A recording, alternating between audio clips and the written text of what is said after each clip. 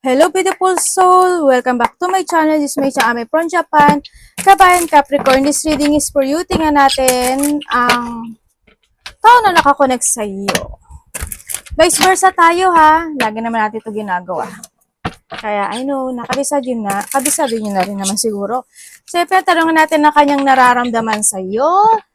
Anong intention niya sa iyo? Action, behavior niya sa iyo? Your feelings, vice versa.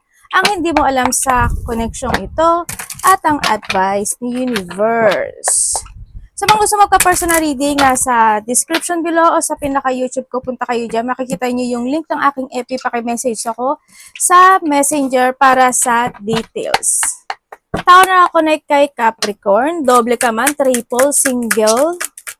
Ano ang nararamdaman mo kay Capricorn? Vice versa, lagi nyo tatandaan na hindi mo personal reading ito, kundi energy reading tayo. Anong nararamdaman mo kay Capricorn? Tagal mag-decide nito. Okay. Nararamdaman mo kay Capricorn. Vice versa. Okay, nararamdaman niya sa'yo. Uy, we have the sun, oh. Okay. Nararamdaman niya sa'yo, Capricorn. Sabi niya dito, minsan may mga, sa mga, teka lang nga. Sa mga nagkahiwalay, okay, sa mga nagkahiwalay, nararamdaman niya sa'yo, yes, as in, hindi na rin kasi kayo naging good term talaga, kaya nga di kayo nagkahiwalay. Pero, nandun yung point na nararamdaman niya, mas, kumaga nandun yung point na, binibigyan mo siya ng, sometimes binibigyan mo siya ng kaliwanagan in some aspect of life, no, na doon ka sa point na yon. Yun nga lang, may mga time daw na yun nga, kasi nagkaroon ng pagla-let go, ganyan. Naramdaman niya kasi nagkakaroon siya ng reflection, in this connection, ano, yan, nagkakaroon siya ng ganun. Kaya medyo nahando siya sa point na naguguluhan siya. Pero, either marami siyang iniisip or naguguluhan siya sa sitwasyon niya ngayon, pero nararamdaman niya kasi sa iyo is na nagkakaroon siya ng balik-tanaw when it comes in this connection. Pero tingnan natin yung action or behavior niya pagdating sa iyo. Yun, basta nagbibigay ka daw ng pag-asa or ng kaliwanagan sa kanya, nandiyo siya sa point na yun, yun yung nararamdaman. Masaya siya pagdating sa'yo. May mga time lang siguro na kasi siya rin naman kasi siguro yung gumagawa noon na siguro marami lang talaga siya iniisip or hindi kayo nagkakaintindihan talaga in the past, nag-away talaga kayo, pwedeng na doon sa point na yun, o hindi nagkaintindihan. May mga tension din kasi na naganap nangyari, no, na doon sa point na yun. Sa mga sa mga single, ang nakikita ko sa iyo dito, nararamdaman niya sa iyo, aware naman daw siya sa mga gusto mong mangyari or sinasabi maybe. Yun nga lang, may mga time lang na hindi niya ata maintindihan. Parang nandun sa point na yun, hindi niya, or magulo lang din talaga isip niya. Pero masaya siya as in. No? Parang alam mo yung point na you always, parang always think in a positive way, or nandun yung point na may happiness sa'yo ang nakikita niya dito sa mga sa mga single ha. Sa mga in a third party relationship, nararamdaman niya sa'yo, mo, aware ka naman daw. Alam mo ata no? Yun, aware ka daw na meron. Yun. Tapos nararamdaman niya na siguro gusto mo na talaga na magkaroon ng recovery when it comes in this connection. Pero alam mo yung point na ayaw niya daw kasi na kinukumpronta. Kasi minsan daw either kinukumpronta mo siya tapos hindi naman kayo nakakaintindihan o hindi kanya maintindihan o hindi mo siya maintindihan. Nandun sa point, yun ang pinaka-ayaw niya. Pero nararamdaman niya sa'yo yun, na aware ka raw sa nangyayari. Talaga? Tanggap mo? Tanggap mo na ganun yung sitwasyon, well, it's your choice. Sa mga walang third-party relationship. Okay, sa mga walang third-party relationship, Nararamdaman niya sa'yo, Capricorn, alam mo yung situation na kapag merong gusot or may mga struggle situation, ano ka, alam mo yung point na hindi ka, ano ba to, hindi, maaasahan ka. Nandun sa point. Kasi, alam mo yung point na you are willing to to fix o kaya willing ka talaga to recover yung situation, yun, nararamdaman niya sa'yo ganun. Ikaw daw yung tao na kahit na may struggle o may mga problema o mga pinagdadaanan na situation, talagang ano ka, maybe think ka talaga sa positive way, tapos hanggat maaari aayusin at aayusin or i-recover yung mga bagay o anumang sitwasyon na yan. Yun. Masaya siya sa'yo, as in, masaya siya. Yun ang nakikita ko dito. Masaya siya sa relationship na ito. Vice versa, energy reading. Tingnan natin ang intention. Tao na ako na kay Capricorn. Ano ang intention mo kay Capricorn? Ten of Swords. Intention mo kay Capricorn, vice versa, energy reading. Uy. Okay. Intention, sa mga nagkahiwalay. Intention niya sa'yo, kung titignan ko dito ha, Capricorn, interesado pa rin siya sa'yo. Vice versa, energy reading, interesado pa rin tong tao na to. Handin pa rin yung point na maaring if you have a social media, diba? Baka nga mag-connect kayo nito eh. Intention niya sa'yo is yun, interesado pa rin siya, gusto niya makapag-usap sa'yo. Ganyan. Nandun yung, hindi ko alam bakit ano, basta ang nakikita ko to, interesado pa rin siya sa'yo. Tingnan ko nga. Anong mo dito? Sa mga nagkahiwalay.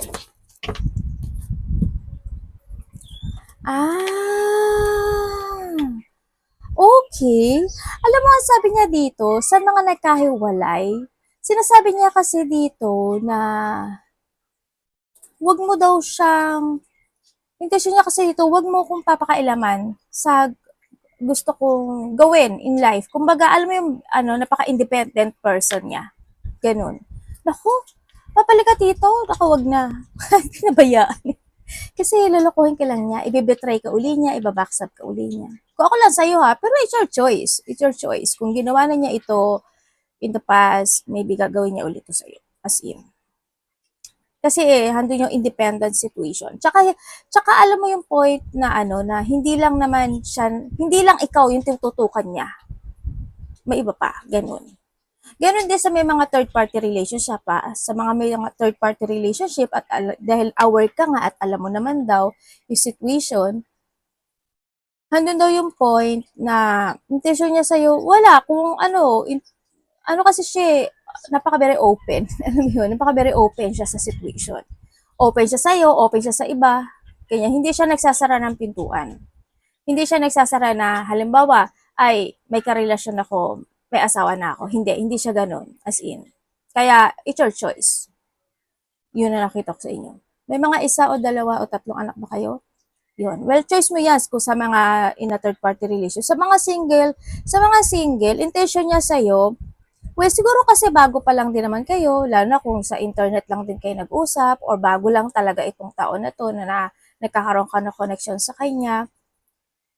Basta, you are the one, isa ka sa choices ng buhay niya.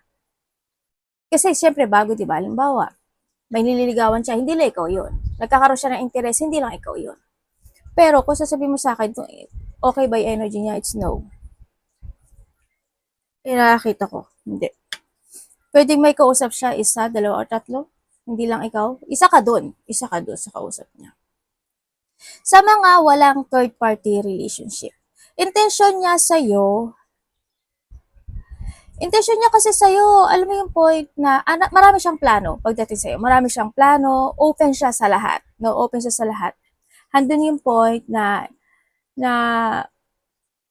handun yung mga excitement and alam mo yung point na parang palagi siya nagkakaroon ng excitement and adventurous when it comes in this connection. Yun. Ang nakita ko sa kanya. Kumbaga, handun din yung point na kumpletuhin o ayusin yung mga bagay-bagay o sitwasyon. Kung ano man ang mga dapat, kung ano man mga darating in life na doon sa point na yun. Yun ang intention niya. Ang nakita ko dito.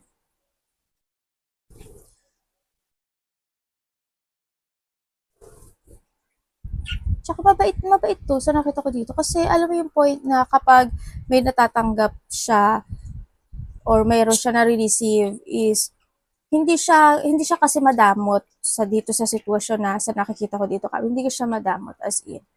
Kung ano yung blessing na meron siya, i-share niya yan sa iba. Yun na nakita ko. Yun ang nagiging intention niya. Is to more growth, disconnection, or nagkakaroon siya ng mga pagpaplano, ganyan, na doon siya sa point na may mga bagay siya na iniisip, mga bagay na pinag-aaralan, inaalam, sinisiyasat, nandun siya sa point na yun. It's more on thinking and plan yung nakikita ko pagdating sa kanya, no? When it comes sa connection na ito. They want to grow more, no? Nandun sa point na yun. Tingnan natin ang action o behavior niya sa'yo. Tao na ako na kay Capricorn. Action and behavior mo kay Capricorn.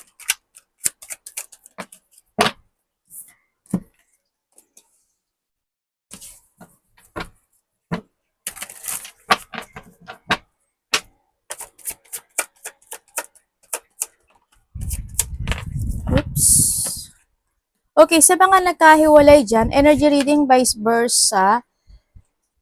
Sa mga nagkahiwalay, behavior, action. When it comes to behavior or action, dito kasi sa sitwasyon na to, itong tao na kasi ito yung tao na hindi pwedeng pagkatiwalaan, hindi siya pwedeng asahan. Well, kung gusto pa rin naman siya, wala tayong magagawa doon. Nasa iyo yung choice na to. Kasi if ever na mag-action siya at bumalik sa iyo, same pattern ang mangyayari sa iyo. Alam mo ba na nagkakaroon siya ngayon ng disappointment sa buhay niya at nagkakaroon siya ng lungkot after na magkahiwalay kayo. Yun na nakita ko sa kanya. Hindi ko alam why. Yun. Pero hando siya sa point na kung sasabihin mo na magbibigay talaga siya ng kung gaano ka nagbigay ng effort sa kanya, gusto mo ibalik niya sa'yo, no, hindi niya gagawin yun. Sa mga nagkahiwalay ito hindi. Ikaw ang kawawa. Kasi, syempre, ikaw yung magbibigay ng effort sa kanya, tapos siya hindi. Diba? Well, choice mo to, kung babalik ka sa kanya or hindi. Yun, magkakahiwalay pa rin kayo. Darating yung time, kung magbalikan mo kayo, magkakahiwalay kayo. Sa mga, sa mga in a third party relationship. In a third party relationship, alam mo yung point na paulit-ulit lang naman to eh. Diba? Halimbawa, magiging matino siya. Tapos gagawin uli. Maging matino siya, gagawin uli. Yun. So, hindi kasi siya aware sa sa feelings mo. Kumbaga, wala. As in, hando yung point na ayaw niya rin naman magparaya. Or isa sa inyo, ayaw talaga magparaya. Alam yung pagiging sakim, ganyan. Ando sa point. Tapos, minsan, ang moody nung situation. Ganun. Diba? Tsaka, when it comes to action and wala na rin kasi, wala na rin siyang pakialam eh. Or pwedeng ikaw rin ito. Basta wala na yung love. Wala na yung sparkling. Kung may mga anak naman kayo, baka dahil na lang din sa anak. Diba? Pwedeng nahando sa point na yun. Kung wala naman, wala na yung as in wala na. Wala nang nararamdaman. Kahit na sabihin mo na uulit-ulit at uulit lang to. Paulit-ulit. Yun. Masasaktan ka na sa mga third party. Well, choice mo yun.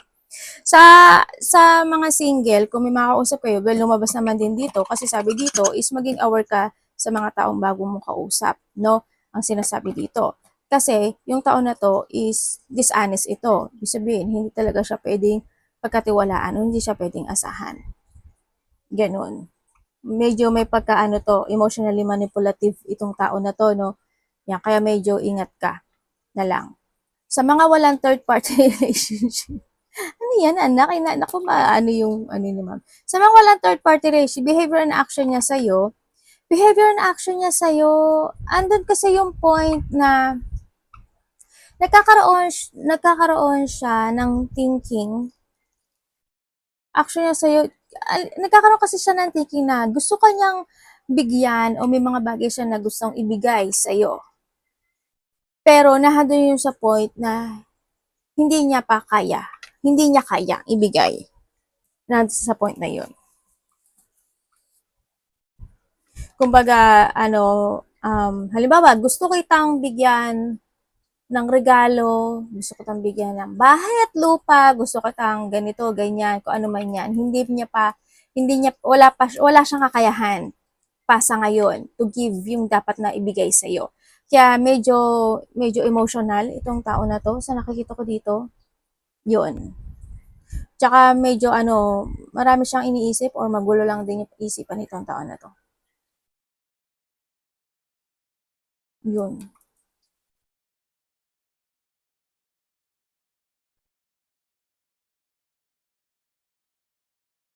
Bakit kaya itong tao na to nagkakaroon siya ng no? Nagkakaroon siya ng kasi yung stuck kasi energy na to eh. Nagkakaroon siya ng mga self-questioning eh. Hindi ko alam why, pero may mga self-questioning siyang sinasabi in this connection. Yun ang nakikita ko dito.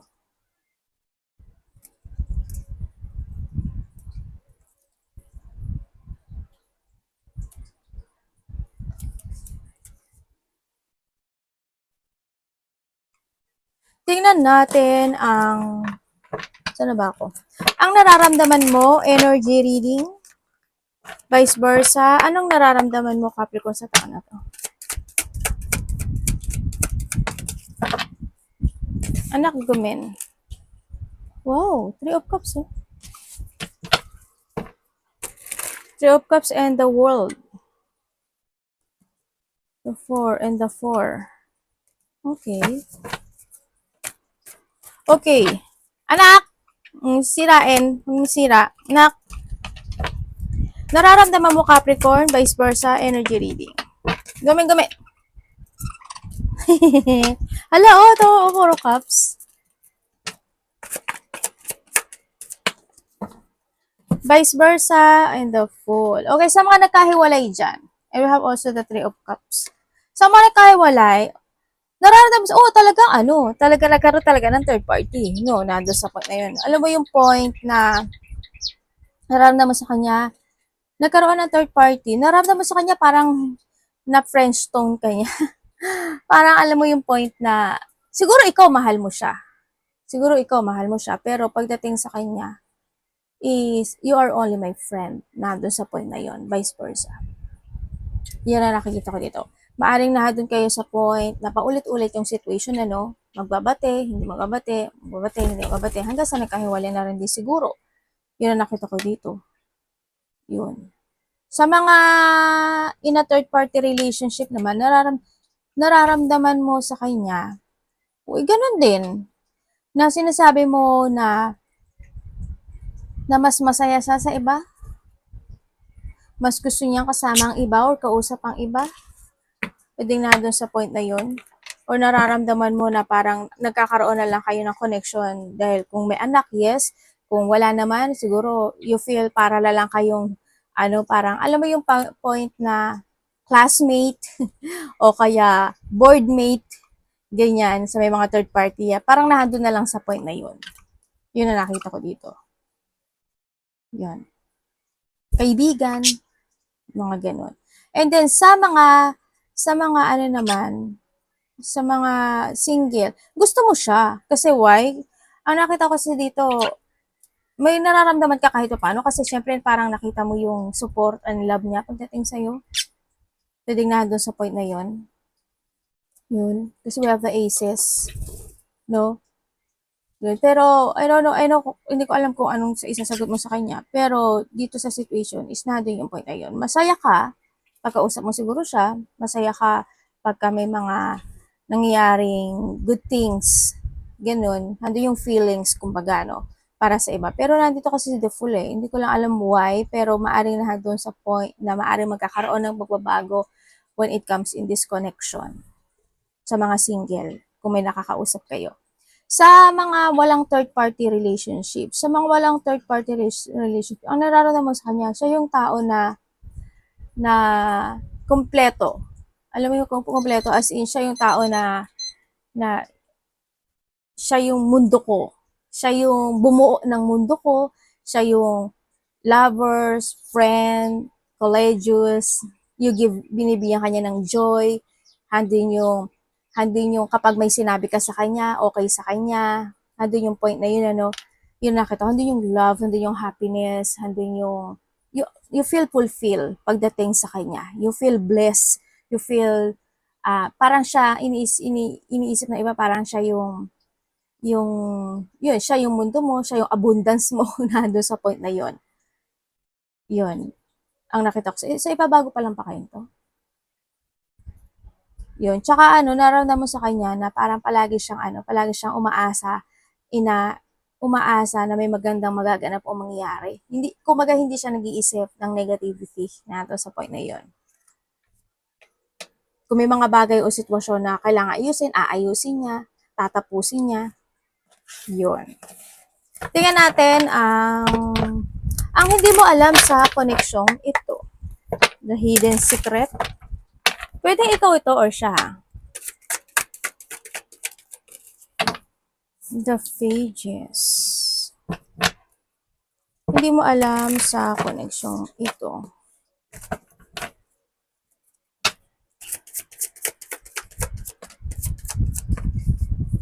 Uy. Okay. Sa mga nagkahiwalay. Hindi. Kung sino man tong energy na to ha. Itong energy na ito, ang nakikita ko kasi dito is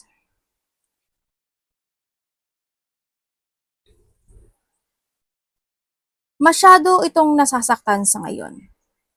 Or meron siyang pinagdadaan na stress, depression, or meron siyang mga bagay na iniisip na nakapagpapastress sa kanya, or merong siyang kinakausap, ginagawa, na nakapagpagbigay sa kanya ng depression, stress, or worrying. Or may mga nakausap na nadi-disappoint siya. Yan. Itong taon na to is may heartache siya na sinasabi at lungkot ako nakikita. Yun, pwedeng may natatanggap siya ng mga news, letters, text, mga ganon. Meron siyang dinadamdam or parang sinasarili niya lang. Itong taon na to is kung may mga ganon siyang bagay, sasarilihin niya. Hindi siya ganon na napaka very open. Hindi. Siya yung tao na riresolbahan ko yung situation hanggat kaya ko resolbahan with my own. Nandun sa point na yon. Pero syempre, dumadating pa rin naman yung point na pagkakailangan niya ng tulong, humihingi naman siya. Tsaka itong taon na to, very, very supportive. As in, very supportive nitong taon na to. Ano siya, marami siyang plano o may mga bagay siya pinaplano. Siguro tsaka mabait to, as in mabait. When it comes to, pag magnasasalita siya, iisipin niya munang maigi kung dapat ba, kailangan ba, makakasakit ba. It's more on quiet, yung nakikita kong energy sa kanya, but very supportive. Handun yung point na yon. Handun yung point na hindi siya ganun showy. Ang nakukuha ko dito sa energy nito, hindi siya ganun ka-showy sa nakita ko dito. Yun. Tsaka siya, mapagtiis at mapagtinti itong tao na to. Tingnan natin ang advice sa'yo ni Universe. Universe, ano advice mo kayo, Capricorn? Uy, the Fool, oh. Also, we have the Fool and the Judgment.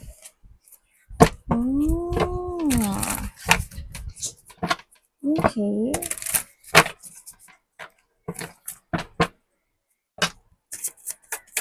Advice niya sa'yo.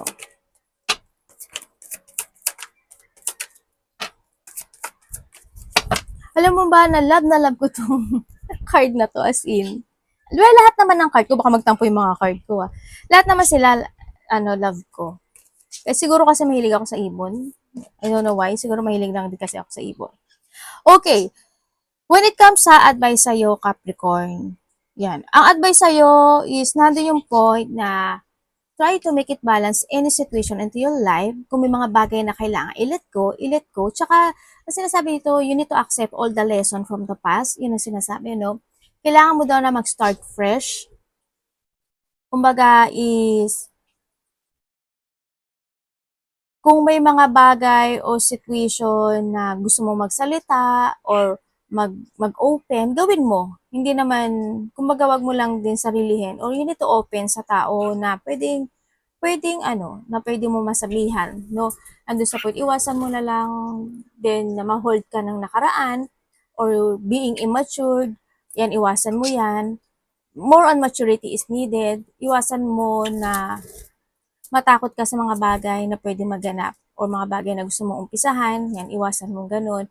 Tsaka maging pasaway or yung mga taong pasaway, iwas ka dyan, ganyan. Iwasan mo siguro is pagdudahan yung kakayahan mo or, aray ko anak, pagdudahan yung mga bagay-bagay. Ganyan ano. Kumbaga, ang sinasabi kasi dito, alamin mo. Hanapan mo ng clarity. Totoo ba? Hindi ba totoo? Ganyan na, doon sa point na yun. No, gawin mo yun. Hindi yung porkit na ano magja-judge ka agad. No, hindi rin siya good ano. You need to see the fact ng situation sa nakita. And you always keep moving para ma-reach mo daw yung goal mo, no? Iwasan mo yung mga dishonest person, mapanghinaan ng loob, ganyan. And syempre, is yung mga taong mayayabang, arogante, humble. Kung ikaw to, syempre iwasan mo no when it comes to advice. Kumbaga itama mo yung mga dapat na itama, actionan yung mga dapat itama, ganyan. Make clarity in some aspect of your life, hindi na sinasabi dito. Yun, kung may mga dapat na baguhin na desisyon, i-let go, change of decision gawin, kung kailangan may mga bagay na kailangan mong maggumising dun sa sitwasyon, gawin mo or magkaroon, katagal na reflection. Syempre, andun yung point din na awareness, maging aware ka sa lahat ng aspeto ng buhay mo, sa mga action, movement, salita, decision, yan. Sa lahat, as in lahat, you need to be aware and learn from the past situation, ang sinasabi dito. Yun. Arigato namaste, God bless.